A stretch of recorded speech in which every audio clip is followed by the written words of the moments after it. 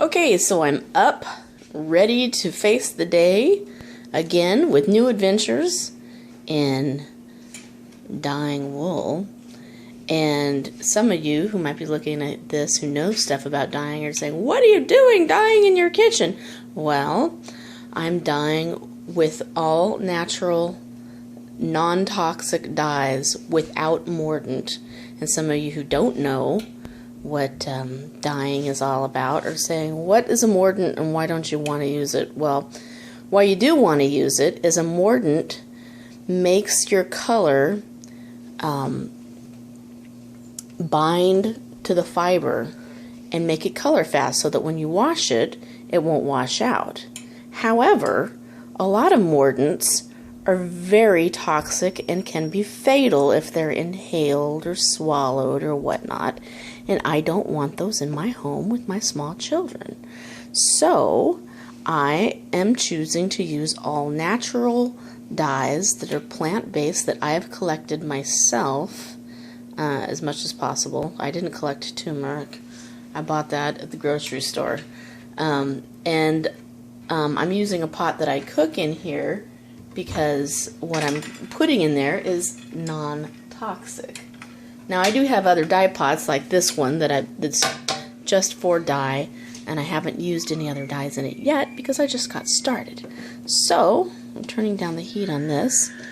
And you can hear my kids screaming in the background. Hold on a minute.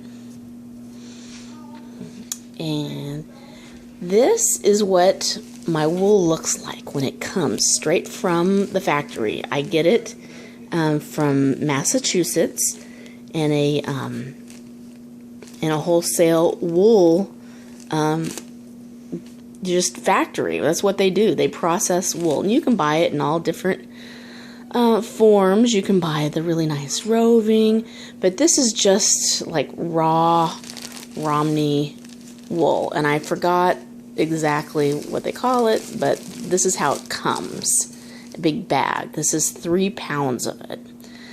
So yesterday I started experimenting with dyeing, and I collected a bunch of black walnuts from my backyard, and it is the dead of winter in January, so it was just those black frozen big walnuts still in a black husk, and this is what it produced. Now I'm told that if you collect them when they're green and break off the husks or collect the husks from, places that crack walnuts, then you'll get a darker brown. This is a tan. So different times of the year when you collect your plants, you'll yield different colors. So I wasn't happy with that, so I added turmeric to it.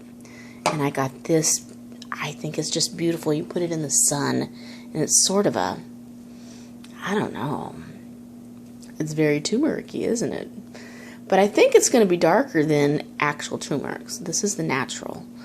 So I went ahead and I have my turmeric here. So we're going to do a batch that's hopefully going to turn out to be just really, really, really bright yellow, because that's what I'm wanting now. So I'm just going to shake this in here. In fact, I might even just pour a whole bunch in there. I think I will. Hold on a second. So I've got my little scoop that of course doesn't fit. So I'll get a smaller little scoop. And I'm just going to put it in here. And we'll just see what this does. Now, I did find out that you need to simmer your water. You don't want to boil it because everybody's afraid that they're going to felt their wool, although I am a felter, and it's not that easy to felt your wool with just water. You kind of need some soap. But at any rate, now other people will say you want to wet this so that it's a uniform color, but I don't necessarily want a uniform color. I'm going for a variety of colors, sort of a variegated thing, so I'm not going to wet mine.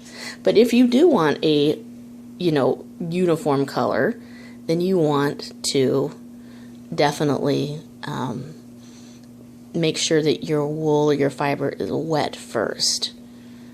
I'm not even carding mine. People will say, why are you doing it? Because I'm experimenting, that's why, okay? So here we go. I'm going to stick this in to this pot that I know what it looks like. It's sort of that brownish gold. Now, hold on a second.